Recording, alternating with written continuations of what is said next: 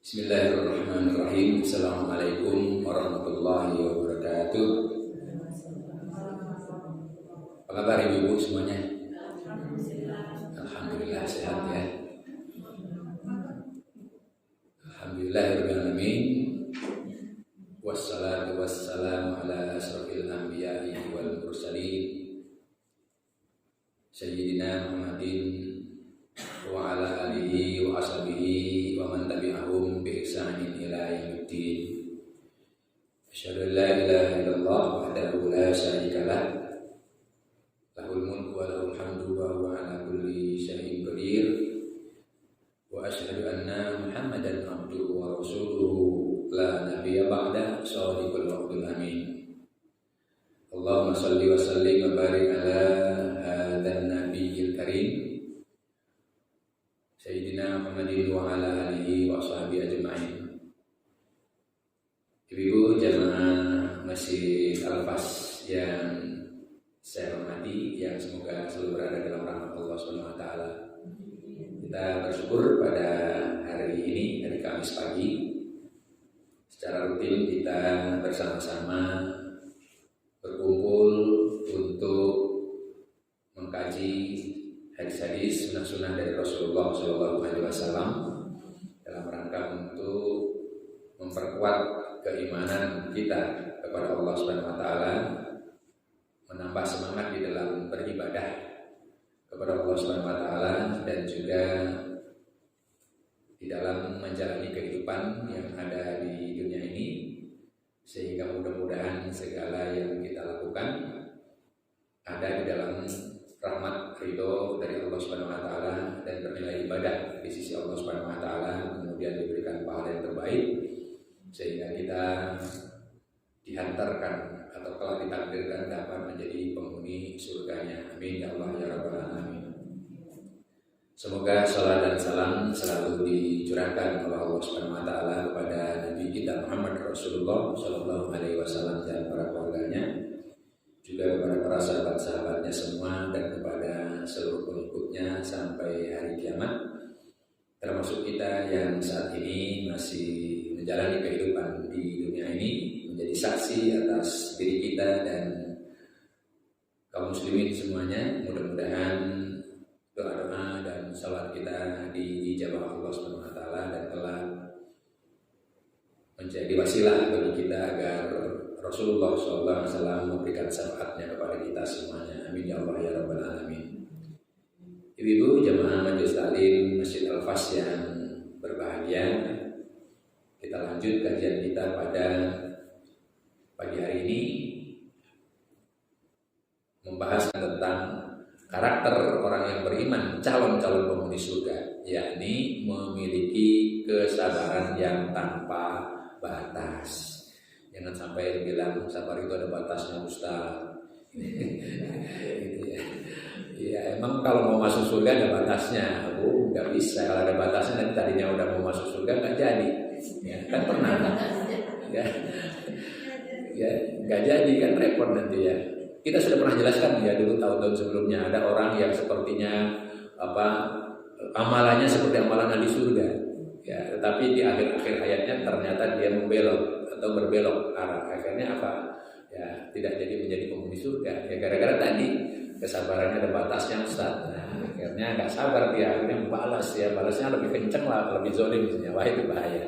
Ya, nah disinilah akidah dan akhlak yang mesti kita padukan. Ya, keyakinan bahwa semua masalah yang kita hadapi di dunia ini pasti semuanya itu atas takdir dari Allah Subhanahu wa taala. Sudah tertulis di kitab di Lauhul Mahfuz ya 50.000 tahun sebelum kita diciptakan. Nah, oleh karena itu mari kita terima dengan tetap sabar. Tetapi sabar itu ya bukan berarti kemudian menghilangkan upaya untuk berusaha, yaitu usaha zahir. Usaha zahirnya apa tadi? Berobat kalau sakit. Usaha zahirnya apa? Minta doa kepada orang-orang yang terijabah doanya, orang-orang yang soleh, yang masih hidup, datangi dia, misalnya gitu ya. Kalau misalnya sakit, ya misalnya ke para peruqyah, yang ahli ruqyah, bukan ruqyah yang syirik, tapi Ya datang ke perutnya, beli kambing 2 ekor yang tanduknya menghadap ke depan. Nah, misalnya gitu ya. Setelah dicari kemudian dipelihara sama perupiahnya ya. Kemudian setelah dipelihara alasannya disembelih, darahnya kemudian ditaruh di depan pintu dan sebagainya. Nah ini tidak benar ya, walaupun didahului dengan membaca ya 1 juz Al-Quran. Nah itu tidak benar kalau yang model begini ya. Jadi jangan sampai kita terjebak yang model begini. Kalau kita datang ke perupiah, yang minta didoakan saja. Ya. Apa syaratnya? Syaratnya ikhlas, tawakal, sabar kepada Allah Subhanahu wa Ta'ala. Kalau misalnya bawa air minum, bawa kantong kresek, itu mah bukan syarat. Karena apa? Itu adalah bagian dari disiplin kita. Sebab apa? Kalau bawa air minum nanti ya, kan misalnya bawa air minum ke masjid, ya kalau di masjid nggak disediakan minum, atau ustadznya mungkin juga tidak menyediakan minum, kan begitu. Kalau datang ke rumah saya ada minum insya Allah ya. Kemudian bawa kantong kresek karena apa? Khawatir nanti tiba-tiba ingin meludahi ustadznya kan gitu. Kalau bawa kantong kresek ya supaya kotorannya nanti dibersihkan. Ini kan mendidik disiplin sebenarnya ya. Itu bukan syarat ya. Itu bagian dari disiplin diri supaya apa? Kalau muntah, kalau kemudian meludah dan sebagainya tidak meludah di masjid atau tidak meludahi ustadznya atau di rumah perukiahnya gitu ya. Bawa tisu itu supaya apa? Untuk nyusut gitu. Masa saya nyusutnya pakai kerudung kan gitu kan ya nggak bagus kan itu ya. Nyusut apa namanya imusnya atau nyusut ludahnya. Masa ia pakai jilbabnya sendiri ketahuan jorok ya. Sedangkan Islam kan nggak buka bawa tisu kan begitu ya Bu ya. Jadi ini bukan syarat yang lain tidak ada. Siap ikhlas menerima takdir dari Allah Subhanahu wa Ta'ala. Setelah itu kita doa sama-sama. Itu kuncinya ya. Kalau ada syarat-syarat ya bahaya Bu ya. Apalagi syaratnya material gede gitu ya. Mesti beli minyak nyong-nyong yang ada di daerah Banten sana, harganya 7 juta. Nah, dia kontak dulu. Nanti dijual dia 7 juta bagi hasil. Nah, bahaya yang seperti ini. Tahu minyak nyong-nyong ya Bu ya? Istilah aja sudah. Nggak tahu apakah namanya ada yang punya nyong-nyong itu kan. Tahu hanya istilah aja. Ya, jadi tidak ada syarat-syarat seperti itu. Demikian ibu-ibu yang saya hormati, mudah-mudahan menjadi ilmu yang bermanfaat. Dan kalau ada pertanyaan atau hal-hal yang perlu didiskusikan, dipersilakan. Ya. Mengenai sebelum tadi kok kita cobaan, dikasih penyakit cobaan, Tuhan dikasih penyakit cobaan kita itu, kita lebih baik kita harus memilih sendiri atau kita minta tolong sama orang tua ini, kan lebih baik kita kepada Allah langsung kan gitu. Ya. Jadi pilihannya bagaimana?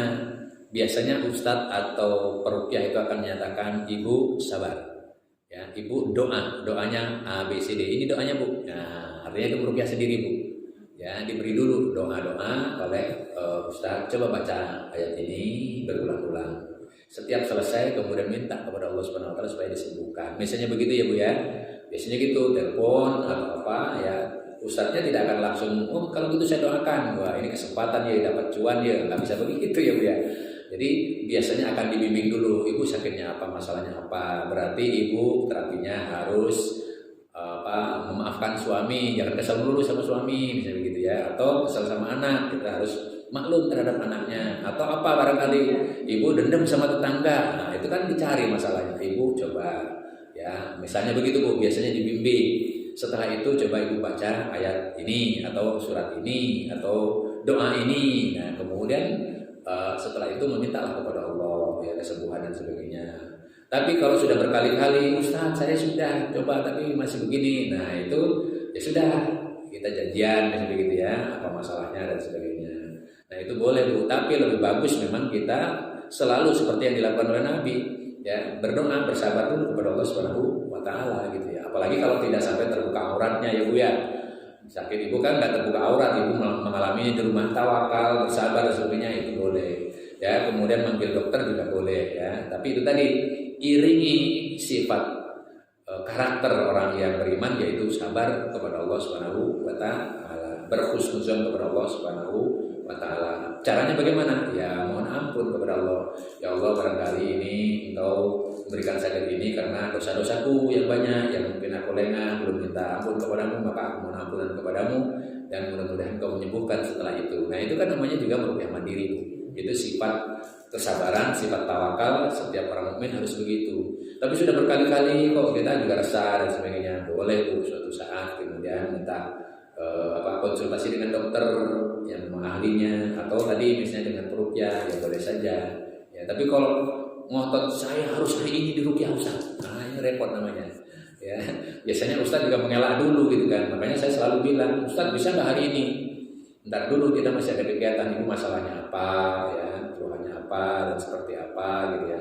Kalau memang urgent, Ustaz ini anak saya mabuk, kesurupan terus menerus, nah itu memang lain ya Bu ya, lain gitu kalau seperti itu. Tapi kalau sakitnya itu kemudian sebenarnya mungkin sakit medis dalam arti sakit perut, mah nggak sembuh-sembuh atau migrain nggak sembuh-sembuh, ya itu mesti konsultasi dulu apa masalahnya, karena bisa jadi ini kesalahan sendiri karena emosional yang selalu apapun ditanggapi dengan negatif, ya emosional dan sebagainya. Masalahnya kecil dibuat besar, nah itu kan jadi pusing sendiri.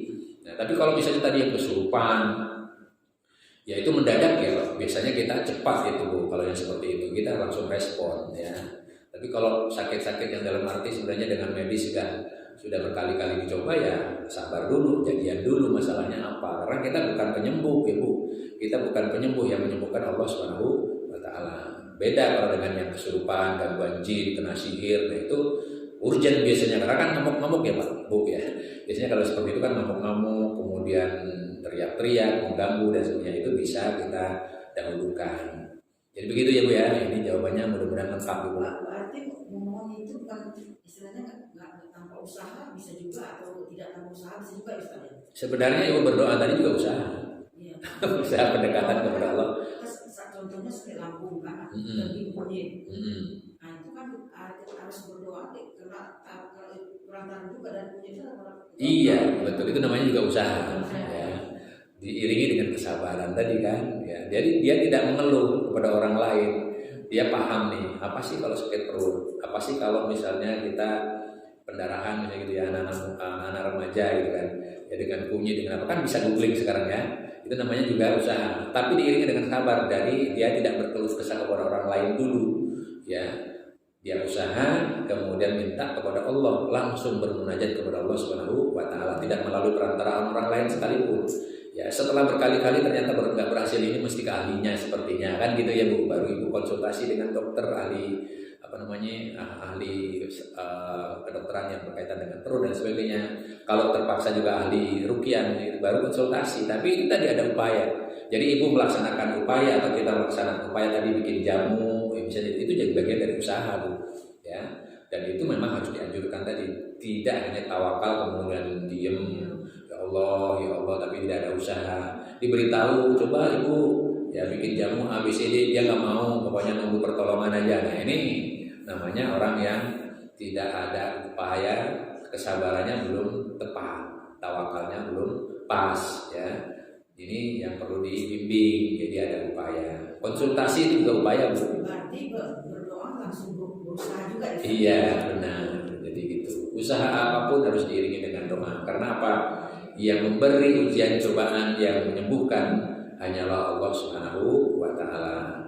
Ya ibarat anak lah gitu ya, dia berupaya apapun, remeh-remeh apapun, tapi kalau orang tuanya belum ridho, ya nggak dikasih, ya tetap nggak dikasih, karena dia ingin menguji ini anak bisa berubah nggak nih gitu ya.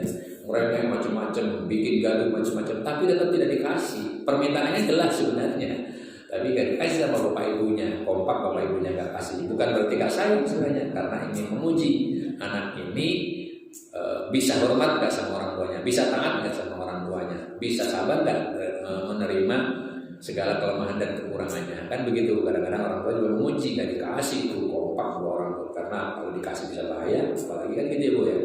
Nah biasanya bertahan tuh orang tuanya, kompak, sampai merengek-rengek kayak apapun nggak dikasih. Karena apa? Allah lebih tahu. Ya, Allah lebih tahu kepada hambanya tadi. Maka jangan sampai terjadi kemudian kita berputus asa. Tapi kalau Allah sudah ridho, ya jangankan minta gitu, usaha yang remeh saja kemudian Allah ridho, ya sudah sembuh.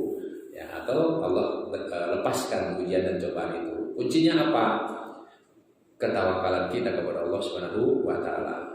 Rasa rendah, rendah diri kita di hadapan Allah Subhanahu wa taala. Makanya di dalam surat At-Tolak ya, surat At-Tolak itu namanya tawakal Allah wa huwa hasbuh. Ya, siapa yang bertawakal kepada Allah, maka Allah akan menghilangkan segala kesedihannya. At-Tolak surat nomor berapa ya?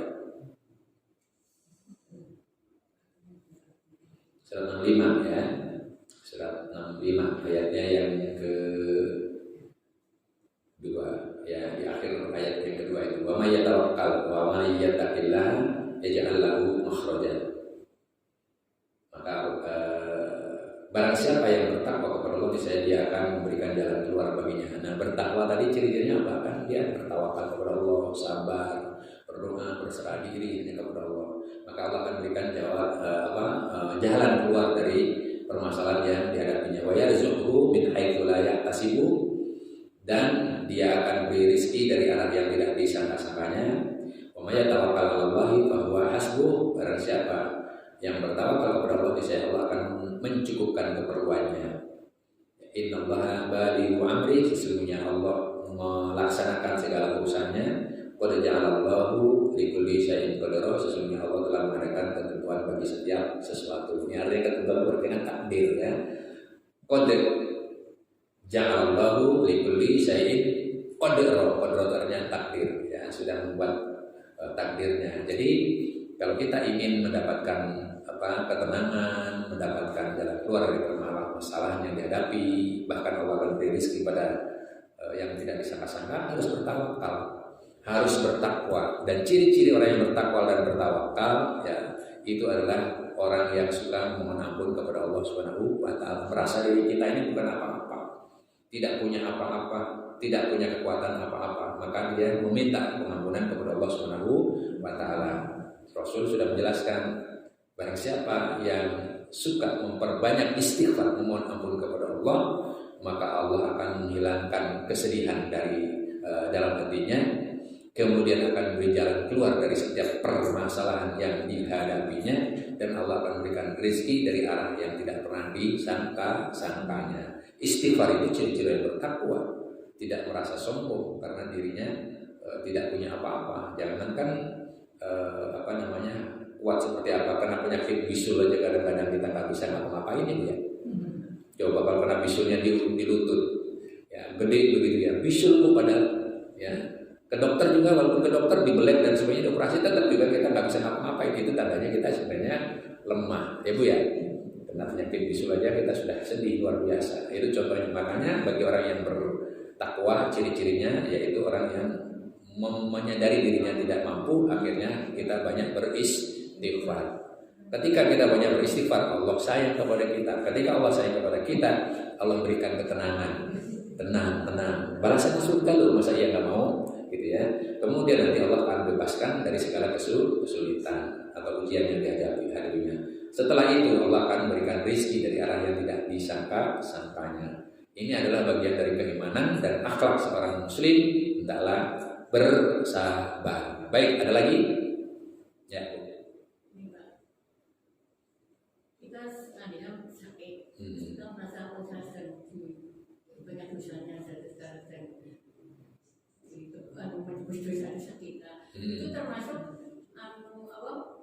belum usaha atau gimana? Ustaz, itu kita ya sudah berusaha, tapi kok nggak sembuh-sembuh. Kita yang banyak dosanya, sehingga saya sekarang lagi kadang sakit itu termasuk usaha apa kita? Ya, itu namanya sesuatu yang bagus Ibu, artinya menyadari dan mengakui bahwa semuanya itu adalah kuasa Allah. Jadi ini jadi orang yang baik justru ya.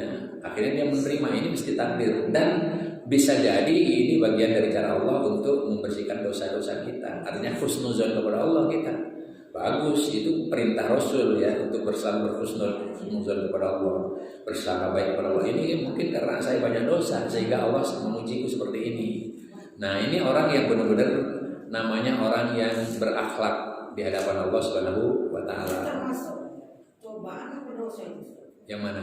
Kalau dikasih sakit itu maksudnya itu dosa. Ada cobaan, ada sebagai pembersih dosa. Ya. Jadi Nabi sudah pernah mengatakan seseorang yang tertusuk duri di perjalanan ya, dan dia menerima dengan sabar, maka itu bisa jadi sebagai kafarat pembersih dosa-dosanya yang pernah dilakukannya. Kalau kita sudah menyadari bahwa ini pasti banyak dosa yang saya sehingga dikasih sakit, itu namanya orang yang sudah benar-benar merasa rendah hati di hadapan Allah Subhanahu wa ta'ala, merasa dirinya sebagai benar-benar sebagai seorang hamba, ya menerima itu bukti keimanan justru ya.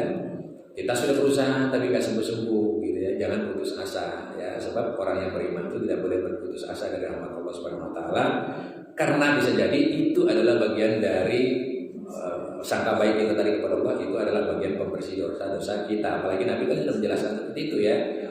Tiada seorang yang tertusuk duri, kelelahan dari mencari rezeki sehingga dia mengalami kesulitan dan sebagainya.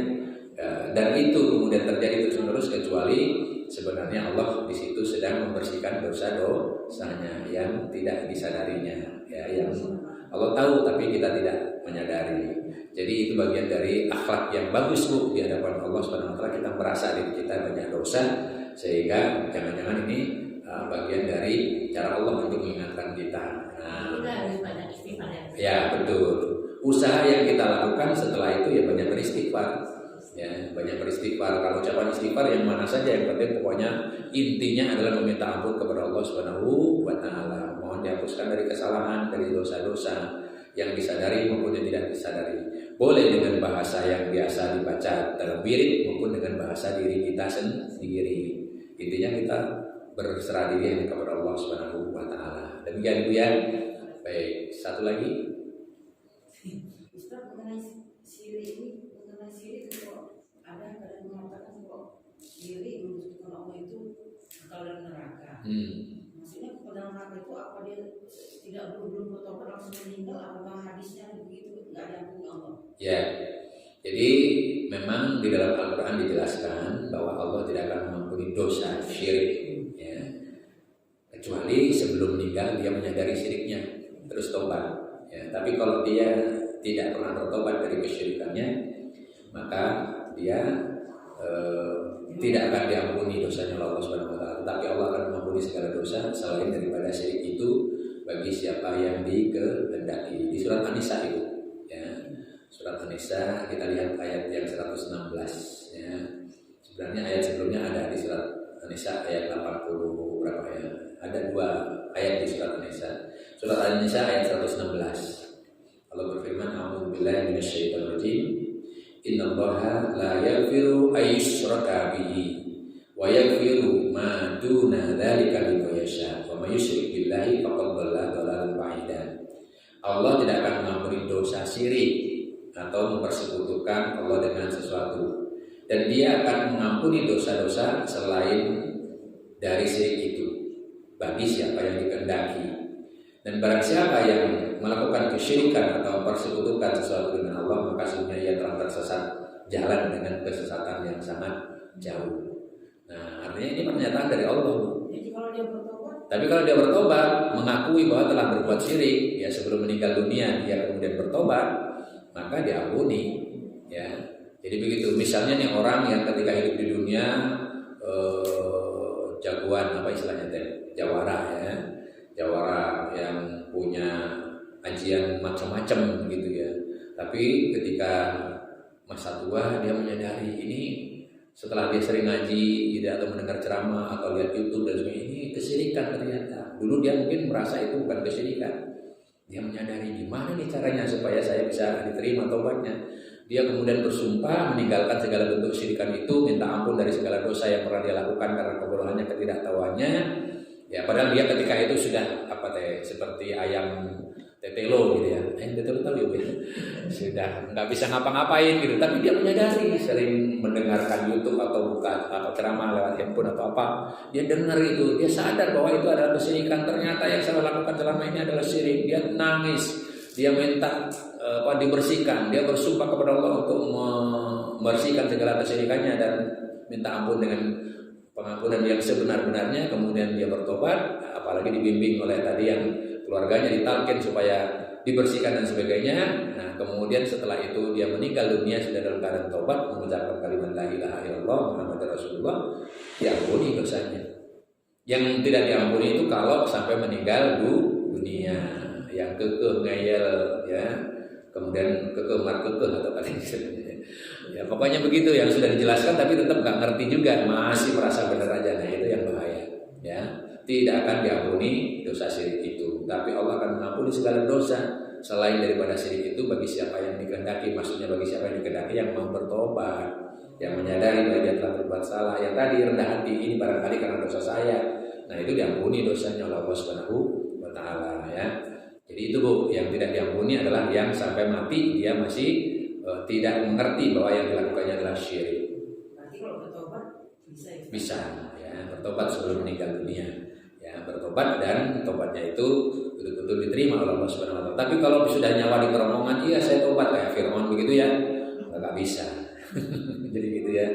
Nyawanya sudah di kerongkongan, dia baru tobat. Iya saya sekarang yakin kepada Tuhan Nabi Musa. Ya, nggak bisa diterima tobatnya seperti itu ya.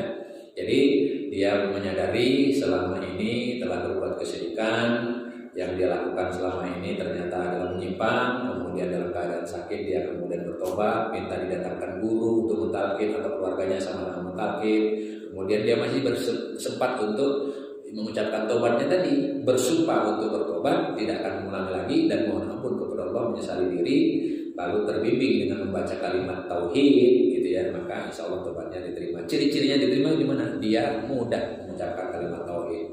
Tapi kalau tidak bisa sampai akhir hayatnya, dia tidak bisa itu tauhidnya, itu indikasi tobatnya tidak diterima. Ya, memang takdirnya dia tidak bisa diampuni karena apa? Dia tobat setelah nyawa di kerongkongan, seperti yang terjadi pada Fir'aun, si raja yang paling zalim. Ya, demikian ya Bu ya. Sudah pertanyaan 3 cukup insya Allah. Ya. Baik, mudah-mudahan kajian kita pada siang hari ini Riyadhus Shalihin tentang sabar menjadi penambah penguat iman bagi kita semuanya, menjadi bekal bagi kita agar kita bisa meneladani para rasul Allah Subhanahu wa taala dengan kesabaran, termasuk bimbingan rasul supaya kita mendahulukan kesabaran dan tawakal tadi, dan mudah-mudahan suatu saat kita bisa dakwahkan kepada keluarga kita masing-masing sehingga menjadi ilmu yang sangat bermanfaat. Wallahu a'lam bishawab. Terima kasih. Mari kita tutup dengan doa kafaratul majelis. Subhanakallahumma wa bihamdika asyhadu an la ilaha illa anta astaghfiruka wa atubu ilaik. Mohon maaf apabila ada kesalahan-kesalahan, dan kita irinkan doa untuk anak-anak keluarga kita, ya, orang tua kita yang mungkin sudah mendahului kita. Mudah-mudahan Allah mengampuni dosa-dosa beliau-beliau, dan juga untuk saudara-saudara kita yang mungkin sedang mendapatkan ujian cobaan dari Allah Subhanahu wa taala berupa ujian-ujian sakit atau ujian yang lainnya. Mudah-mudahan Allah memberikan kesabaran, memberikan hidayah, dan memberikan jalan keluar serta menyembuhkan penyakitnya, tetap di dalam bimbingan petunjuk Allah Rasulnya, tidak menggadaikan akidahnya, sehingga mudah-mudahan kita telah menjadi penghuni surga bersama dengan keluarga kita semuanya. Amin ya rabbal alamin. Terima kasih. Assalamualaikum warahmatullahi wabarakatuh.